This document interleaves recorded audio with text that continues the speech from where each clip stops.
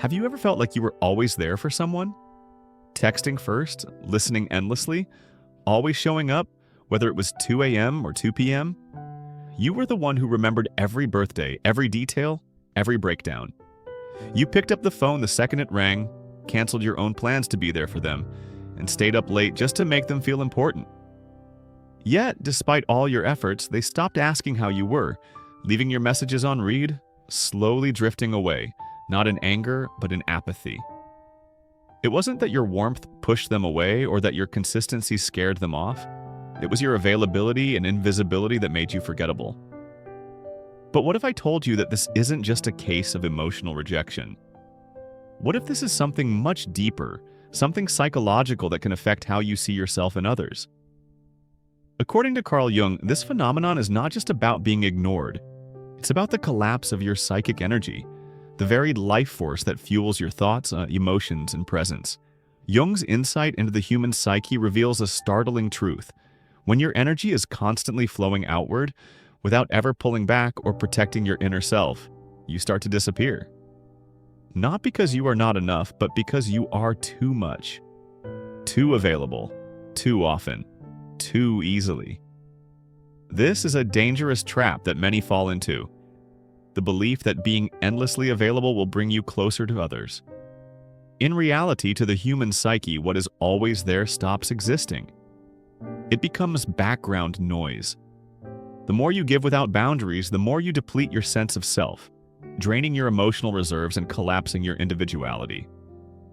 So, why does being too emotionally available destroy attraction? Why does overgiving drain your psychic identity? And most importantly, why is mastering the art of pulling back the most powerful form of self-respect you can ever learn?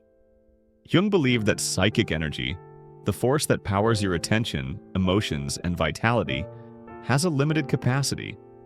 It's not like a battery that can be endlessly recharged. It is something that needs to be conserved and protected. If you give it away freely without pause, without taking time to recharge, you risk becoming emotionally bankrupt. And when this happens, you lose your magnetism. Not because you are any less, but because you have become invisible to those around you. The key, according to Jung, is not to withdraw in bitterness or isolation, but to reclaim your psychic energy. Learn to protect your inner self, to step back, to integrate your own needs with the needs of others. Because in a world that constantly demands more, the most powerful presence is the one that knows when to disappear. We live in a world that praises connection, always online, always reachable, always one message away from anyone, anywhere. Social media platforms, texting, emails, and constant notifications keep us tied to one another in ways that were once unimaginable. It seems like the more connected we are, the better. But beneath this hyper-connected surface lies a strange, silent truth that many fail to notice. The more emotionally available you are, the less you are valued. The friend who always says yes, the partner who always texts first, the employee who never takes a break, they are not rewarded for their availability. They are taken for granted. These people might be praised for their dependability, but what they fail to realize is that their constant presence, their unyielding availability, only serves to diminish their worth in the eyes of those around them. Modern relationships, romantic, platonic, and even professional, have become psychological paradoxes. We claim to crave loyalty, consistency, and presence. We say we value honesty, reliability, and those who always show up. But on a deeper, more subconscious level, we chase the very thing we claim to despise: distance. We idolize mystery, the kind that keeps people just out of reach. We are wired to want what retreats, what we cannot have or control. This is the trap of being too emotionally available in a world that values scarcity. You give and give, your time, your attention, your empathy, thinking that the more you give, the closer you will become to others. But instead, something eerie begins to happen. You become invisible. So why does this happen? Why do we find ourselves drained, overlooked, and undervalued, even though we pour our hearts and souls into every interaction? According to Carl Jung, the answer lies in a force more powerful than personality or charm, a force he called psychic energy. This psychic energy is the very fuel that powers our thoughts, our emotions, and our presence in the world. It's the essence of who we are. When this energy is constantly poured outward into conversations, conflicts, giving comfort, and seeking approval, it doesn't just drain your spirit, it collapses your sense of self. This collapse is not something that happens immediately or dramatically. It's subtle. It's quiet. It manifests as exhaustion, as overthinking, as loneliness in a crowded room. It feels like you're doing everything right, checking all the boxes, being there for others in ways they might never appreciate. And yet, slowly but surely, you begin to feel irrelevant. Your presence, once so valuable, becomes background noise. Jung believed that the antidote to this emotional drain was not to withdraw in bitterness or anger, but to individuate. Individuation, according to Jung, is the process of reclaiming your psychic energy, integrating your inner world, and becoming whole, not by being available to everyone around you, but by being deeply rooted in yourself. Because in a world addicted to more, where everyone is vying for your attention, the most magnetic presence is the one that knows when to disappear. It's the person who can step back, not out of avoidance, but out of self-respect. The one who understands that the more they protect their energy, the more they give it meaning and purpose. Carl Jung didn't just see the mind as a machine of logic and memory. He saw it as a living, breathing ecosystem powered by a mysterious, invisible force. He called this force psychic energy. This energy wasn't like electricity or adrenaline. It was something far more intimate, deeply personal, and essential to our well-being. Your psychic energy is the raw fuel of your attention, your emotions, your imagination, and your vitality. It is what animates you, what allows you to feel deeply, think clearly, create meaning, and truly connect with others. But here's the catch. Psychic energy is finite. You don't have unlimited amounts of it. Like money in a bank account, like battery life in a phone, like oxygen in a room, your psychic energy runs out, especially when you spend it recklessly. Every time you say yes when you mean no, every time you check your phone hoping for validation, every time you overthink a text, a look, or a silence, you are spending your precious energy. And if you never take the time to recharge, you become emotionally bankrupt. Jung believed that psychic energy flows in two directions: outward into the world, into people, distractions, and external demands, and inward into the self, into reflection, growth, and self-preservation. But modern life is designed to trap you in the outward flow. Notifications, social media, constant connectivity, all of these things demand your attention. They siphon your energy, keeping you in a perpetual state of outward flow. People-pleasing, codependency, and the fear of rejection all drain your emotional reserves. Even something as simple as being nice all the time, when it's not authentic, becomes an energetic leak. You end up giving your most valuable inner resource to people who didn't earn it, to platforms that don't care, and to habits that leave you empty inside. The solution, Jung suggests, is not to withdraw completely or live in isolation. It's about being intentional with your energy. It's about learning to give only when it's aligned with your true self, and protecting your inner world from being drained by the demands of the outside world. You must learn to say no when it's necessary, to put yourself first when needed, and to take time to replenish your energy reserves. Only then can you become the kind of person who isn't just a source of endless availability, but someone whose presence is valued, whose energy is cherished. In the end, when you stop giving without boundaries, you stop disappearing. You stop becoming invisible. Instead, you reclaim your power, and in doing so, you become more magnetic and more authentically connected to the world around you. Imagine your psychic energy like a sacred flame. Feed it mindlessly and it burns out.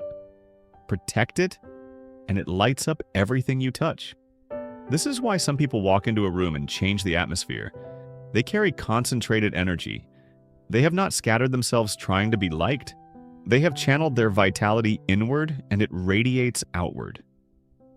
The tragedy is that most people don't even realize they are leaking it. The friend who's always emotionally available becomes the emotional landfill. The lover who never stops texting becomes background noise. The worker who never says no becomes the office doormat. They are not seen as strong. They are seen as safe, predictable, boring. Psychic energy, when given freely and endlessly, does not inspire love. It invites apathy. Jung warned us, when you lose control of where your energy flows, you lose control of who you become. To reclaim your presence, your power, and your self-respect, you must learn to protect your energy as if it were your life force. Because in many ways it is. Why are we programmed to chase the unavailable? We think we want love, consistency, attention, warmth, but the truth is darker.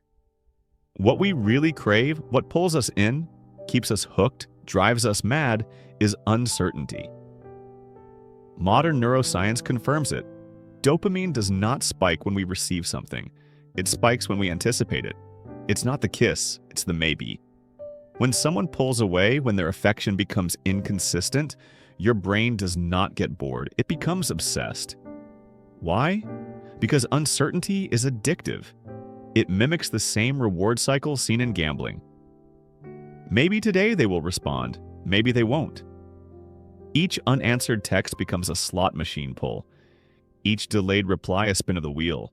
And when they finally give you that hit of attention, you feel alive. But it does not last. The brain quickly habituates to what is constant. What's always present becomes background noise. This is why you stop noticing the ticking clock, the humming fridge, the partner who never leaves. Availability does desire. In contrast, absence sharpens it. We don't chase what we have.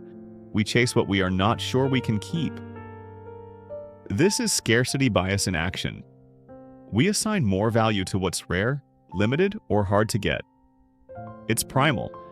From ancient times when food was scarce and status meant survival. In the social world, those who are emotionally distant often hold more power. Not because they are better, but because they're scarce. Aloofness signals social value. I don't need to prove myself. I don't chase others. They chase me. So when you are always available emotionally, digitally, energetically, you unintentionally signal the opposite. I'm always here because I have nowhere else to be. I reply fast because I have no one else to talk to. Even if it's not true, the perception kills the magnetism. This creates a dangerous paradox. The more effort you show, the less you are valued. But the less you try, the more people want your attention. And this is not just in love, it's everywhere. The artist no one understood becomes a legend. The job that's hard to get feels more prestigious. The friend who's always busy feels more important. So what do we do with this knowledge? We don't play games. We don't manipulate. But we stop bleeding energy into people who did not earn it. Because the truth is, it's not love if it requires self-erasure. It's not respect if you have to beg for it. Carl Jung warned us about giving too much of ourselves away. Because in doing so, we lose the one thing that creates true connection: mystery. We praise kindness like it's always pure, selfless, noble, divine. But what if some forms of kindness don't come from love but from fear? What if always saying yes, always being available, always putting others first was not generosity at all, but self-erasure? Carl Jung called it the shadow. The dark parts of ourselves we hide, suppress, or deny because we think they are unacceptable. The anger we pretend we don't have. The needs we silence to seem easygoing. The boundaries we never set because we're terrified of rejection. For many, kindness becomes a mask, a way to be liked, or at least not abandoned. Think about it. Where did you learn that being helpful kept you safe? Who taught you that expressing your needs would drive people away? Often, the roots run deep. Childhood experiences, unpredictable caregivers, emotional neglect. Somewhere along the way, you discovered a brutal rule. If I am always good, they won't leave. And so began the pattern. You became the fixer, the empath, the one who never complains. But beneath that smile, you started disappearing. Because people-pleasing is not peacekeeping. It's a silent war against your own soul. Here's the psychological twist most don't see. Kindness can become control. When you constantly give, you hope deep down to be needed, to be appreciated, to be seen. It's a transaction dressed up as virtue. If I keep showing up for them, maybe they will stay. If I love them hard enough, maybe they will love me back. But love that has to be earned through overgiving is not love. It's survival. This is the shadow side of kindness Jung warned us about. When the desire to be good becomes so overwhelming, you bury your truth. You say yes when you mean no. You smile when you are exhausted. You comfort others while your own heart is breaking. And slowly, invisibly, you vanish. You become the wallpaper in other people's lives. Present, useful, invisible. But here's the truth. Kindness without boundaries is not compassion. It's collapse. True kindness honors both others and the self. It's not about being liked. It's about being real. Jung believed that to become whole, we must face the shadow. To look at the parts of ourselves we disowned and welcome them back. Not to become cruel. Not to stop caring. But to stop disappearing. Because the most magnetic people are not the ones who give endlessly. They are the ones who give from a place of truth, not fear. There comes a moment, quiet and devastating, when you realize you have built your identity around being needed, not known. You were always there, always giving, always kind, and still people drifted away. Not because you were not valuable, but because you never valued yourself. Carl Jung believed that the path to psychological wholeness, what he called individuation, was not about becoming someone else. It was about becoming yourself. Not the version that performs, not the version that pleases, but the version that exists even when no one is watching. Individuation is the journey of integrating everything we have pushed away. The anger we feared was too much, the desires we called selfish, the boundaries we were told were rude. It's not about becoming perfect, it's about becoming real. Because when you are only kind, only available, only agreeable, you're not whole. You're a fragment, a shadow of who you could be. Jung taught that true power comes when we reclaim what we have disowned. That means saying things we never dared to say. I don't want to do this. I need time for myself. This is not okay with me. And yes, it means risking discomfort, maybe even rejection. But it also means something else. Visibility. Because when you draw boundaries, people notice. When you say no instead of a reflexive yes, people pause. You become defined. You have shape. And in a world that constantly pulls at you, being grounded in your truth is magnetic. Think about the people you admire, the ones who walk into a room and shift the air. They are not loud, they are not always available, but they are rooted. That's the paradox. Saying no makes your yes more powerful. Being absent sometimes makes your presence unforgettable. This is what Jung meant by conserving psychic energy, recognizing that your emotional, mental, and spiritual attention is not infinite. It's a currency. And when you spend it wisely, you rise in value, not just in others' eyes, but in your own. Real individuation in daily life looks like this: choosing rest over overcommitment, speaking your truth even if your voice shakes, letting people be disappointed and not rescuing them from it, creating silence and watching what grows in it. It's walking away from the performance of perfection and toward the raw, electrifying experience of authenticity. And here's the hidden reward. When you stop trying to be liked by everyone, you start being seen by the right ones. Because energetic presence, the kind that lingers after you leave, does not come from being everywhere all the time. It comes from knowing who you are, protecting your inner fire, and showing up with intention, not obligation. In a culture obsessed with being constantly connected, those who master strategic absence become unforgettable. They don't text back immediately. They don't say yes just to keep the peace. They disappear, not to manipulate, but to recharge, to realign, to return with something to give, not just something to prove. Carl Jung did not teach us how to be liked. He taught us how to be whole. And when you are whole, you stop chasing attention because your presence speaks for itself.